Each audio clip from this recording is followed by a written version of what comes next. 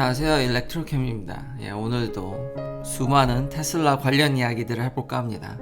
자, 매일매일 뉴스가 끊이질 않죠. 자, 첫 번째 이야기로는 테슬라 슈퍼차저입니다. 중국에서 굉장히 인프라를 잘 확충해가고 있죠. 근데 정말 놀라운 플랜, 정말 가슴이 웅장해지는 3,100마일에 육박하는 중국부터 이제 런던까지 거의 이제 연결할 수 있을 듯 지금 보이고 있죠. 세상 어느 회사가 이렇게 대륙을 연결할 수 있는 그 전기차 충전 인프라로 이걸 지금 현재 할 수 있는 회사가 과연 어디가 있을까요?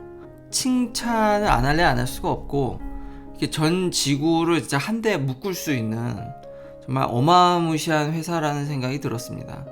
저 역시도 테슬라 슈퍼차저의 이점을 굉장히 톡톡히 잘 얻고 있고요. 그냥 툭 하면 1000km 정도는 아무렇지 않게 가게 되는, 물론 충전 시간이 좀 걸립니다만, 저 같은 경우는 자주 스탑을 해서 아이가 있어서 쉬는 편이라서 사실 이게 큰 차이를 못 느꼈습니다. 그리고 제가 대충 계산을 해봐도, 그리고 다른 유튜버들의 리뷰를 보더라도 정말 작정하고 하루에 막 2000km 이렇게 가시지 않으면은, 잠을 안 자고 뭐 이렇게 간다라든지 뭐 그 정도가 아니라면은 큰 차이는 나지 않는 것으로 보입니다.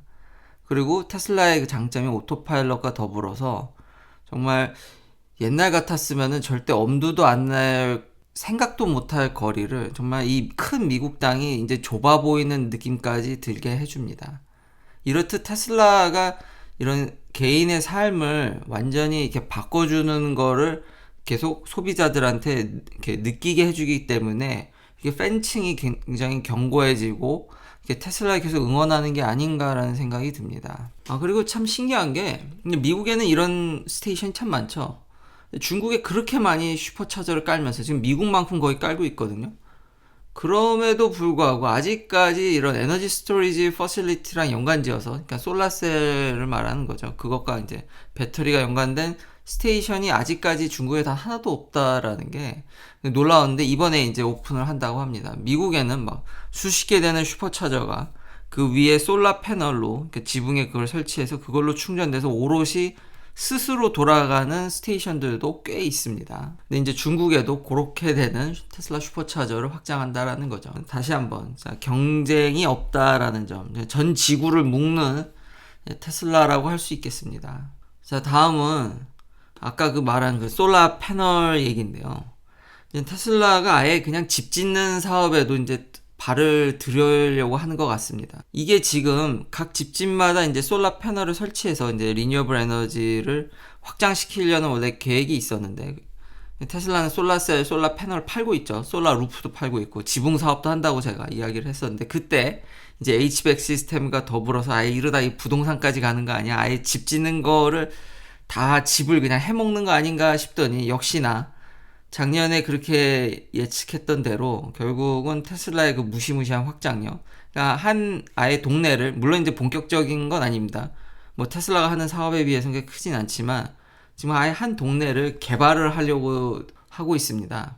왜냐하면은 이렇게밖에 예측이 안 됐던 이유가, 기존의 집들은 이제 미국의 오래된 집들 때문에 이 설치가 이 커스터마이즈를 한다라든지 통일된 규격이 없기 때문에 실상 돈이 엄청 들어갑니다. 계속 제가 보여드렸지만 이게 원가는 얼마 안 되는데 이거 설치비, 소프트 커스트라고 하죠. 그게 지금 어마무시해서 발목을 많이 잡는데, 아예 그럼 처음 집 짓 때부터, 기획을 할 때부터 이거를 염두하고 아예 짓자라는 이제 거기에 초점을 맞춰서 나온 이야기들입니다. 홈빌더랑 지금 아예 계약을 맺고 한 동네를 전기차 충전소, 당연히 이제 테슬라 충전이겠죠. 그리고 파워월, 당연히 배터리라든지 그 동네에 이제 전력을 생산하는 솔라 패널까지 이제 세트로 해서 아예 초반부터 이거를 염두에 두고 지면은 그런 소프트 커스트를 최소화할지 않을까. 이렇게 해서 이제 테슬라의 이제 확장력, 이제 집 짓는 데까지 아예 본격적으로 이제 발을 들이미는 모습입니다. 자, 오늘의 메인 뉴스일 수도 있는데요. 지금 비트코인 가격이 한번 폭락했다가, 제가 이걸 지금 자료를 조사하는 시점에서는 가격이 이제 반등했습니다.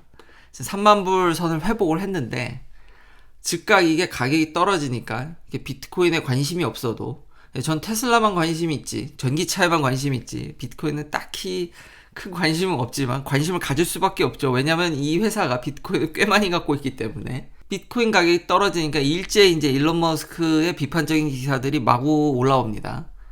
그걸 왜 투자했냐, 이젠 손실이다. 지금 3만 불이 깨졌죠. 근데 아직까지 솔직히 테슬라가 도대체 비트코인을 얼마에 샀는지를 정확히는 누구도 모릅니다. 공개를 안 하고 있기 때문에. 물론 근데 지난 분기에 이런 회계 장부로서 추측해 볼 수 있는 포인트들이 있죠. 그리고 이 윈도우 타임 프레임, 정확히 언제 며칠 날 샀는지는 모르지만 어느 분기에 어느 그 적정 타이밍에 샀는지는 알 수 있거든요. 그러니까 레인지로는 알 수 있죠. 왜냐면 사면은 그걸 어느 보고를 해야 되기 때문에. 근데 물론 사고 나서 그날 내가 언제 샀다 바로 보고해야 되는 게 아니기 때문에 그 1분기 윈도우 안에서만 이제 추측을 할 수 있는 건데, 문제는 그 1분기 안에 그 가격 등락 폭이 이렇게 급등 급락을 좀 했기 때문에 도대체 얼마에 샀는지는 정확히 모르나, 어떤 사람들은 36,000불에 샀다 하지만 지금 대부분 이제 얼마의 이득을 받는지, 이게 왜냐면 비트코인이 장부에 써져 있는 게 아니라 비트코인을 팔았을 때 그 이득, 그리고 얼마치 팔았다는 게 일론 머스크 트윗, 그런 거 추정치를 해서 보면 한 32,000불, 아마 31,000불이 굉장히 이제 유력하다라는 거죠. 그러니까 이제 3만 불 선이 깨지면 이제 테슬라는 이제 손해가 나는 겁니다. 근데 물론 그걸 팔아야지만, 주식도 똑같죠. 근데 팔아야지만 그게 미국은 캐피털 게인이나 뭐 캐피털 러스가 돼서 기록이 되기 때문에 팔지 않으면 손해인지 손실인지 알 길이 없죠. 그래서 즉각 이 3만 선을 회복해서 지금 34,000불 선에 가 있는데, 그래서 테슬라는 지금은 손해보는 게 아니라고도 이야기할 수도 있겠네요. 근데 즉각적으로 이렇게 3만 불 선이 깨지면 바로 비판적인 기사들이 일제히 쏟아집니다. 하루 만에 지금 이 롤러코스터를 타고 있는데, 뭐 물론 당연히 이 관련 뉴스들은 이미 더 잘 아실 거라고 생각합니다. 이제 중국이 비트코인을 이제 압박을 하는 형국이라 중국이 아마 이런 크립토를 이용해서 한번 화폐에 대한 패권도 고려하는 것 같은데, 쉽지 않죠. 탈중앙화는 달러에도 영향을 주지만 본인 화폐 위안화에도 영향을 주기 때문에 쉽지 않습니다. 달러를 견제하려다가 본인 화폐도 날려먹을 수 있기 때문에 쉬운 결정이 아니죠. 여튼 지금 굉장히 탄압을 좀 하고 있다 보니까 가격이 출렁였지만, 또 여전히 한쪽에서는 크립토의 긍정적인 면, 역시 아까 그런 슈퍼차저와 같이 이런 크립토커런시의 궁극적인 목표는 탈중앙화, 이제 전 세계를 묶는, 뭐 쉽지 않은 과정이긴 하겠지만 기술적으로는 사실상 그런 중간 거래 유통을 단순화시킬 수 있기 때문에 그런 부분에 있어서 긍정적으로 보는, 그리고 화폐로서 그런 장점이 극대화될 수 있는 점이 있기 때문에 3만 불 선에서 왔다 갔다 하고 있습니다. 여전히 엄청난 등락, 이 급등하고 급락하는 걸 견디실 수 있으시면 투자를 하시지만 이건 쉬운 일이 아닌 것 같습니다. 이건 테슬라보다 더한 정말 강심장을 필요로 하는 것 같습니다. 파이퍼 샌들러 애널리스트로부터 굉장히 재미난 또 기사가 나왔는데요. 그래서 또 신선한 좀 예측이라서 이거 한번 기사를 가져와 봤는데, 지금까지 제가 한 얘기랑 좀 부합하죠. 이거 제 개인 채널이니까 아무래도 제 의견과 좀 많이 비슷한 걸 주로 다루죠. 물론 부정적인 의견도 들으려고는 하지만, 이제 2040년에 결국 이제 전기차가 이제 압도할 거라는 거죠. 여러 다른 리뉴어블, 뭐 수소차라든지 다른 후보들도 있지만 전기차가, 배터리 일렉트릭 비에이클이 이제 전 세계를 압도할 거라는, 더미네이트 할 거라는 건데, 여기 보면 2030년까지 한 45%, 2040년에는 사실상 이제 전기차가 모두 이제 갈 거라는 거죠. 이랬을 때 누가 이기고 누가 지냐를 얘기하는 겁니다. 어떤 회사가 살아남고 어떤 회사가 죽을까. 저는 당연히 테슬라가 현재로서는 가장 유력하다고 보는데, 이 기사는 그렇지가 않더라고요. 1등을 폭스바겐으로 꼽았습니다. 2040년까지 920만 대를 팔 것으로 예측됩니다. 전체 글로벌 마켓시어의 11%. 그럼 테슬라는 부정적으로 보냐? 왜냐면 이분이 원래 테슬라에 대해서 긍정적으로 보던 사람입니다. 테슬라를 여전히 불 케이스로, 그리고 타겟 프라이스를 1200불 주당 보시는 분인데 1등을 폭스바겐으로 뽑더라고요. 테슬라도 긍정적으로 봅니다. 전체 글로벌 마켓시어 2040년까지 10%를 먹을 것으로 기대되고 있습니다. 한 820만 대를 이제 테슬라가 생산할 것으로 보인다라는 거죠. 물론 현재 지금 모습으로 제 개인적 의견으로는 그래서 딱히 테슬라에 대적할 상황이 지금 아닌 것 같은데, 폭스바겐도 그리 좋아 보이진 않는데 폭스바겐을 1등으로 보고 2등을 테슬라로 봅니다. 당연히 루저는 토요다입니다. 저는 일본차 특히 토요다를 싫어하죠.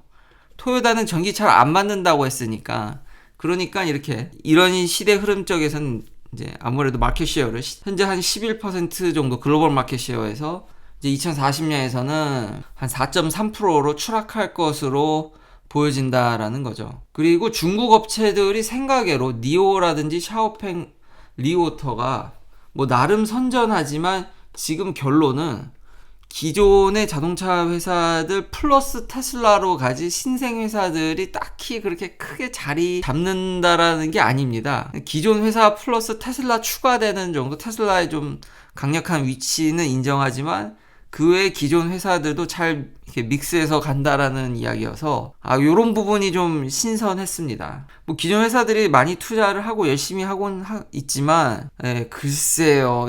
저는 이거 좀 반신반의하지만 요런 시각도 있다라는 점. 기존 회사들 잘 할 거다. 근데 테슬라의 위치도 인정이 돼서 지금 수많은 전기차 스타트업이 있지만 그게 정리돼서 결국 테슬라 하나 살아남고 나머지는 그다. 그러니까 중국 회사들이야 어느 정도 중국의 비호를 받으니까 그 나름의 영역을 갖춰가지만 전 세계적인 영향은 갖지 못하고, 테슬라가 전 세계적인 영향 갖고 기존 회사들도 어느 정도 파일을 같이 가져가는, 뭐 얼핏 들어보면 현실적이긴 한데요.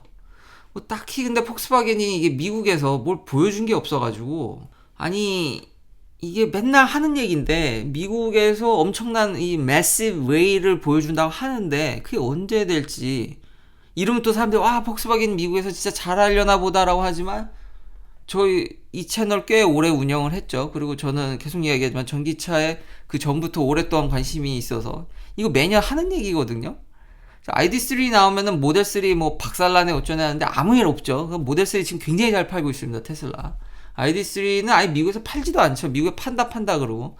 ID4는 출시를 했고 미국 공장도 이제 2022년에 이제 지어서 미국 내에서 팔 생각이 있어 보입니다. 이건 좀 더 공격적이긴 하지만 그러니까 나오는 내용들은 좀 더 구체적이고 좀 더 일부 진전된 건 인정하지만 딱히 그 보여준 게 없어가지고 ID4는 잘 팔릴지. 지금 테슬라는 저렇게 계속 남들 한 발짝 쫓아오면 두 발짝씩 도망가는데 이 정도 성능으로는 뭐 물론 테슬라를 경쟁 상대로 한정하지 않고 다른 회사로 본다면 나쁜 편은 아닌데, 저는 아직 반신반의를 합니다. 그러면서 이제 폭스바겐 CEO 디에즈는 지금 전기차보다도 자율주행적인 측면이 더 크다. 제 생각에 일종의 허버트 디에즈의 이제 홍보성 글인데, 이게 어디서 나온 이야기냐면, 자, 지난번에 웨이모가 결국 세컨 라운드에 돈을 끌어들이고 크루즈도 5빌리언 크레딧 라인을 GM으로부터 이제 끌어오는데 성공을 했습니다.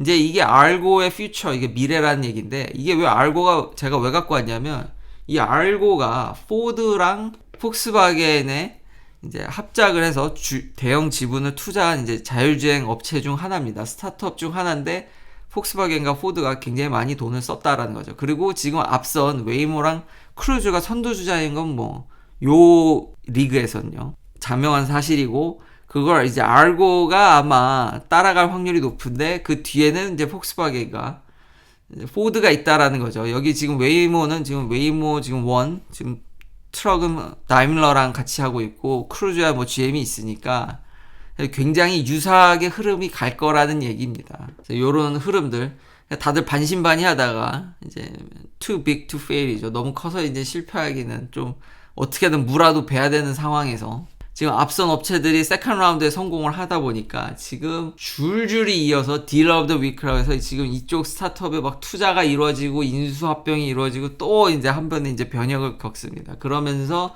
포드 폭스바겐이 이제 투자하는 알고 AI에 이런 이야기가 나오면서 허버트 디에즈는 자율주행적인 측면이 더 크다라고 이런 얘기를 이제 종합적으로 요런 흐름으로 지금 가고 있다라는 거죠. 그렇지만 계속 이야기하듯이 전 기승전 배터리이기 때문에 과연 배터리에 이게 없이, 그러니까 전기차로 가면서 통합 OS가 구축이 되고 그러면서 자율주행이 이루어지는 이런 일종의 그런 통합적인 흐름이 더 맞다고 보지, 과연 전기차가 이게 되지 않고 자율주행적인 측면이 완벽하게 이루어질 수 있을까라는 면에서는 조금 여전히 의구심이 듭니다. 그렇지만 이런 흐름들이 있다. 일련의 흐름들.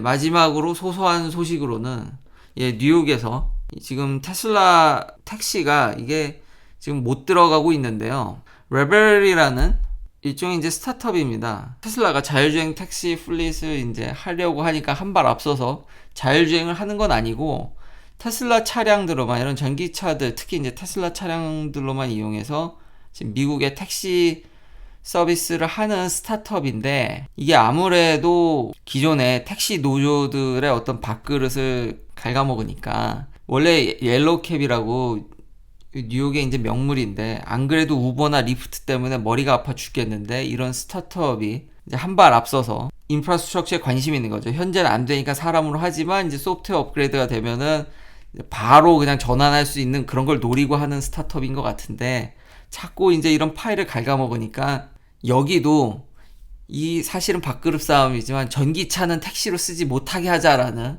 참 이제 신기한 이제 견제까지 생기는데, 앞으로 이런 파고를 기존의 이런 노조라든지 현재 기존에 그 자리 잡고 계신 분들의 그런 이익을 지금 결국 시장이 확대되지 않고 결국 파이를 갉아먹는 이런 형국이 되면은 아무래도 침투율이 떨어질 수도 있겠다라는 기존의 어떤 이런 반발들, 이분들이 뭐 전기차가 싫어서 반발을 하시겠습니까?